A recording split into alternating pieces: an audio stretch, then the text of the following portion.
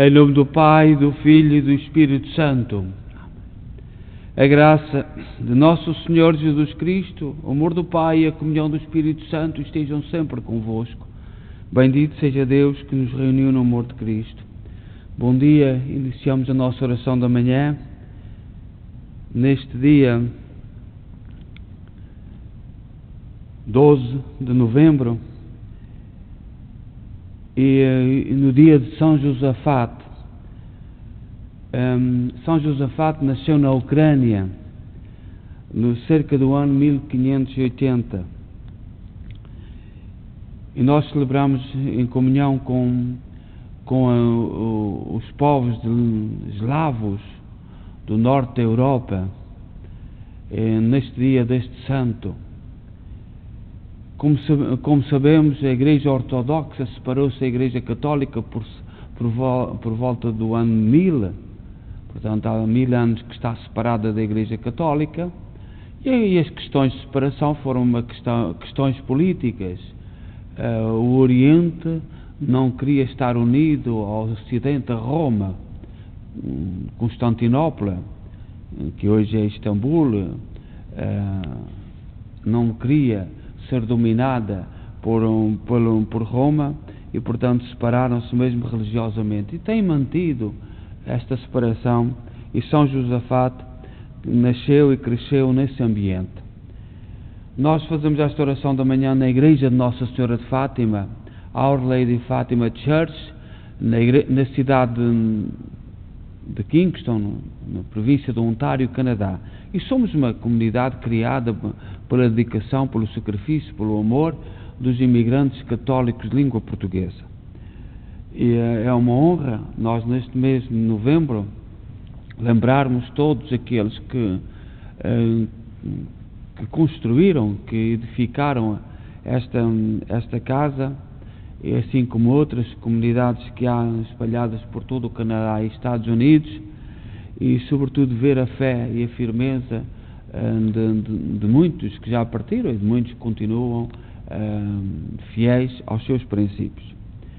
São Josafate, que nós hoje celebramos, portanto não é muito conhecido no Ocidente, mas nasceu por volta do ano 580, de pais ortodoxos, na Ucrânia, e entrou na ordem de São Basílio, e de ordenado sacerdote foi eleito bispo de Polóck, onde se dedicou com grande empenho à causa da unidade da Igreja que é una, a Igreja Ortodoxa e a Igreja Católica, porque a separação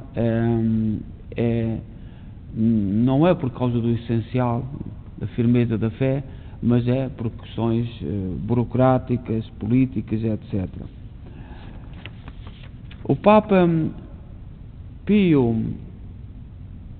XI escreveu a respeito de São Josafate: é uma honra que coube ao arcebispo de Polóck, São Josafate, ao rito eslavo oriental, que com razão reconhecemos como glória e sustentáculo esplendoroso dos eslavos orientais. Nenhum outro ilustrou mais o nome deles e contribuiu mais para a sua salvação do que este seu pastor e apóstolo, especialmente ao derramar o seu sangue pela unidade da Santa Igreja. Além disso, sentindo-se movido por uma inspiração celeste, compreendeu que podia contribuir muito para restabelecer a santa unidade, se mantivesse dentro da unidade universal o rito oriental eslavo e a ordem monástica de São Basílio. Preocupado, entretanto, principalmente com a união dos seus compatriotas à cátedra de Pedro, procurava por toda a parte quantos argumentos pudessem promovê-la ou confirmá-la, sobretudo consultando os livros litúrgicos que os orientais e os próprios dissidentes costumavam usar para a prescrição dos santos padres. A unidade da Igreja continua a ser um grande desafio. Mesmo as igrejas evangélicas, que depois, mais ou menos por volta dos anos em que viveu São Josafate, que na Alemanha, Suíça e Inglaterra se separaram da Igreja Católica, por razões às vezes não muito religiosas, mas nós temos que continuar a rezar, e sobretudo por este bispo em que tanto sofreu lá com os eslavos orientais, para onde ele se dirigiu, onde ele foi um grande apóstolo da Igreja da Unidade de Pedro. Pedro foi-lhe entregue a Igreja, as chaves da Igreja, e continuamos nessa fé, nessa certeza que apesar dos erros da história da Igreja que atravessamos ao longo dos tempos, a mesma unidade e a mesma orientação feita pelo Espírito Santo, que continua a conduzir a Igreja através dos tempos e através das dificuldades de todos os tempos. Nós hoje vamos rezar o Salmo 142. O Salmo 142 é uma prece na aflição. O salmista, numa aflição, numa agonia, fosse ela qual fosse, alguém que se perdeu, alguém que morreu, alguém a perca de emprego, a saúde, seja qual for a situação de aflição, o salmista reza, canta, chora, grita ao seu Deus para que não o desampare. E nós continuamos a fazer esta prece, este salmo, rezando em tempo de aflição. Vivemos num mundo conturbado, mesmo com a pandemia. Temos sinais tão contraditórios. Ouvimos dizer, por exemplo, em Portugal, que está uma situação complicada, perguntamos que medicamentos estão a tomar. Nada. E por outro lado, ouvimos ainda ontem os jesuítas do Brasil, do Instituto São Bosco, numa das casas foram todos contaminados e mostraram uma caixa de medicamentos que um médico amigo lhes recomendou. Todos foram contaminados com a pandemia e todos passaram sem dificuldade nenhuma. 2 dias depois estavam curados. E nós perguntamos-nos o que é que se passa? O que é que se passa? Será que estamos a saber toda a verdade? Será que não temos motivos para gritar de aflição, mas não é por causa de esquemas humanos? Porque o testemunho da casa de São João Bosco, no Brasil, ao fim de 2 dias, todos os frades, toda a gente foi contaminada e tomaram todos os mesmos medicamentos, guiados por um médico, e ao fim de 2 dias estavam todos curados. E nós perguntamos-nos, vem daqui e dacolá alguns sinais, e perguntamos-nos o que é que está a passar, o que é que se passa. E como o salmista, vamos rezar o Salmo 142, olhando para este drama desta forma. Ó Senhor, escutai a minha prece. Ó Deus, atendei a minha súplica. Respondei-me, ó vós, Deus fiel, escutai-me por vossa justiça. Não chameis vosso servo a juízo, pois diante da vossa presença não é justo nenhum dos viventes. O inimigo persegue a minha alma, ele esmaga no chão a minha vida e me faz habitante das trevas, como aqueles que há muito morreram. Já em mim o alento se extingue, o coração se comprime em meu peito. Eu me lembro dos dias de outrora e repasso as vossas ações, recordando os vossos prodígios. Para vós, minhas mãos, eu estendo, a minha alma tem sede de vós, como a terra sedenta e sem água. Escutai-me depressa, Senhor, o espírito em mim desfalece. Não escondais a vossa face de mim. Se o fizerdes, já posso contar-me entre aqueles que descem à cova. Fazei-me cedo sentir o vosso amor, porque em vós coloquei a esperança. Indicai-me o caminho a seguir, pois a vós eu elevo a minha alma. Libertai-me dos meus inimigos, pois sois meu refúgio, Senhor. Vossa vontade ensinai-me a cumprir, porque sois o meu Deus e Senhor. Vosso Espírito bom me dirija e me guie por terra bem plana. Por vosso nome e por vosso amor conservai e renovai minha vida.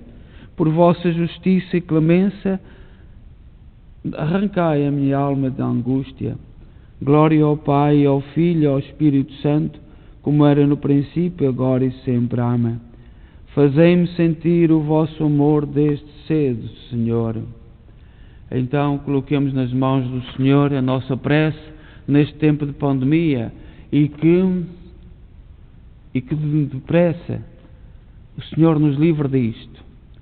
Mas muitas vezes parece que temos que pedir ao Senhor que nos livre dos homens,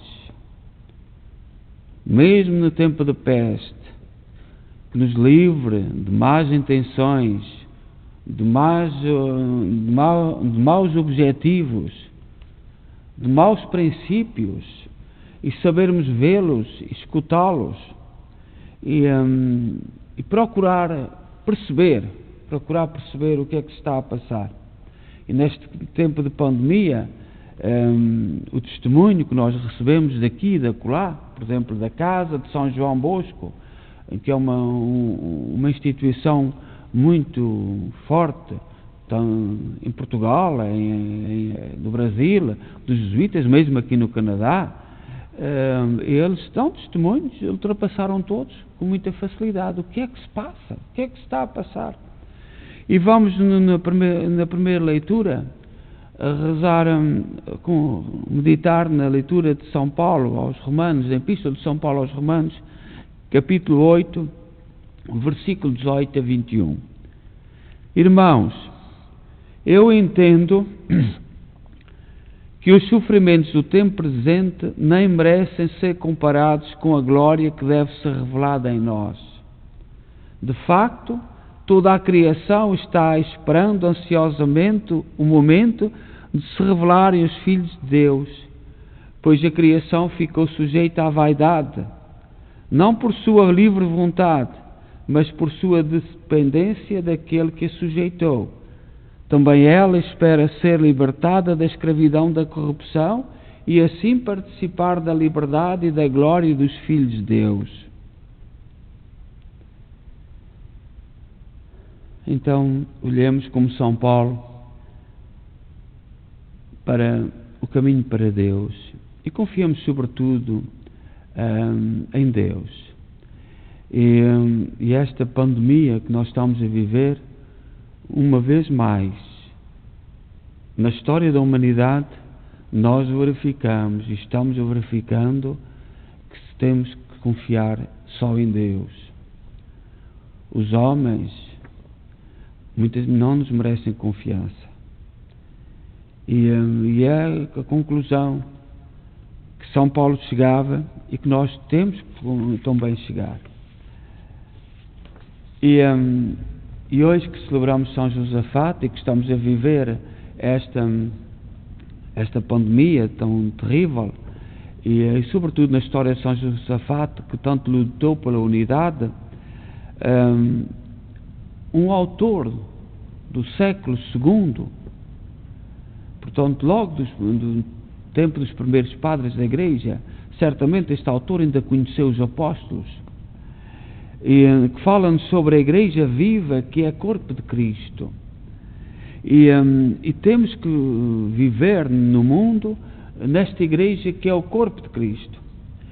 E diz assim: o Senhor declara, meu nome é incessantemente objeto de blasfêmia entre as nações. Diz em Isaías, no capítulo 52, versículo 5. E outra vez, ai daquele cuja causa meu nome é blasfemo. Na Epístola de São Paulo aos Romanos, capítulo 2, versículo 24. Qual o motivo de ser blasfemado? Porque não fazemos o que dizemos. Os homens ouvem de nossa boca as palavras de Deus e ficam admirados por seu valor e grandeza. Depois, vendo que nossas obras em nada correspondem às palavras que dizemos, começam a blasfemar e a taxá-las de fábulas e de enganos. Ouvem-nos afirmar que Deus disse: não é nada de extraordinário se amais aqueles que vos amam, mas grande graça se amais vossos inimigos e aqueles que vos odeiam. São Mateus, capítulo 5, versículo 46. Ouvindo isto, espantam-se com bondade tão sublime, observando, porém, que não amamos os que nos odeiam e nem mesmo aqueles que nos amam zombam de nós e o nome é blasfemado. Por conseguinte, irmãos, cumprindo a vontade de Deus, nosso Pai, faremos parte daquela primeira igreja espiritual criada antes do sol e da lua. Se, ao contrário, não fizermos a vontade de Deus, seremos, como diz a Escritura, minha casa tornou-se covil de ladrões. Diz São Mateus, no capítulo 21, versículo 13, que nossa preferência vá para a igreja da vida para sermos salvos. Julgais que estáis bem cientes de que a igreja viva é o corpo de Cristo? Diz a primeira epístola de São Paulo aos Coríntios, capítulo 12, versículo 27. Pois diz a Escritura, Deus fez o ser humano varão e mulher, no Gênesis, capítulo 1, versículo 27. O varão é o Cristo, a mulher é a igreja. Também a Bíblia e os apóstolos afirmam que a igreja propriamente não é deste tempo, mas existe desde o princípio. Era espiritual, assim como nosso Jesus, e apareceu nos últimos dias a fim de que fôssemos salvos. A igreja, a espiritual, manifestou-se na carne de Cristo, mostrando-nos que se alguém, estando na carne, a preserva e não a arruína, recebê-la-á no Espírito Santo. Pois esta carne é tipo de espírito. Quem destrói o tipo não recebe o arquétipo. Por isto disse, irmãos, guardai a carne para seres participantes do Espírito. Se dizemos que a carne é a igreja e Cristo o Espírito, segue-se que quem deturpa a carne, deturpa a igreja. Este não será participante do Espírito, que é Cristo. Esta carne é capaz de conter imensa vida e incorruptibilidade, com o auxílio do Espírito Santo, e ninguém pode escrever nem contar aquilo que o Senhor preparou para os seus eleitos. Portanto, este autor no século II diz-nos que para nós pertencermos à Igreja viva do corpo de Cristo, temos que ter obras. Não basta filosoficamente, poeticamente, ver a beleza das Escrituras, contemplar as Escrituras, mas se não tivermos vida, nós estamos a blasfemar. Se a nossa vida não se coadunar àquilo que lemos na Escritura, é uma blasfémia. Então, neste dia de São Josafate, coloquemos as nossas preces diante de Deus e digamos: Senhor, vós sois a nossa vida. Senhor, vós sois a nossa vida. Bendito sejais Deus e Pai de nosso Senhor Jesus Cristo, que na vossa misericórdia nos fizeste renascer para uma vida e esperança, mediante a ressurreição de Jesus Cristo entre os mortos. Senhor, vós sois a nossa vida. Vós que em Cristo renovaste o homem criado à vossa imagem, tornai-nos semelhantes à imagem do vosso Filho. Senhor, vós sois a nossa vida. Derramai em nossos corações, feridos pelo ódio e pela inveja, a caridade do Espírito Santo. Senhor, vós sois a nossa vida. Dai trabalho aos desempregados, alimento aos famintos, alegria aos tristes, e a toda a humanidade graça e salvação. Senhor, vós sois a nossa vida. Pai nosso, que estais nos céus, santificado seja o vosso nome. Venha a nós o vosso reino. Seja feita a vossa vontade, assim na terra como no céu. O pão nosso cada dia nos dai hoje. Perdoai-nos as nossas ofensas, assim como nós perdoamos a quem nos tem ofendido, e não nos deixeis cair em tentação, mas livrai-nos do mal. Ave Maria, cheia de graça, o Senhor é convosco. Bendita sois vós entre as mulheres, bendito é o fruto do vosso ventre, Jesus. Santa Maria, Mãe de Deus, rogai por nós, pecadores, agora e na hora da nossa morte. Amém. Glória ao Pai, ao Filho e ao Espírito Santo, como era no princípio, agora e sempre. Amém. Oremos. Concedei ao Senhor conhecer profundamente o mistério da salvação, para que, sem temor e livres do inimigo, vos sirvamos na justiça e na santidade todos os dias da nossa vida. Por nosso Senhor Jesus Cristo, vosso Filho, na unidade do Espírito Santo. Amém. O Senhor esteja convosco, Ele está no meio de nós. Abençoe-nos Deus Todo-Poderoso, Pai, Filho e Espírito Santo. Amém. Desejo a todos um santo dia e que saibamos rezar, mesmo nos momentos de temor, de dúvida, de aflição, de agonia. Bom dia.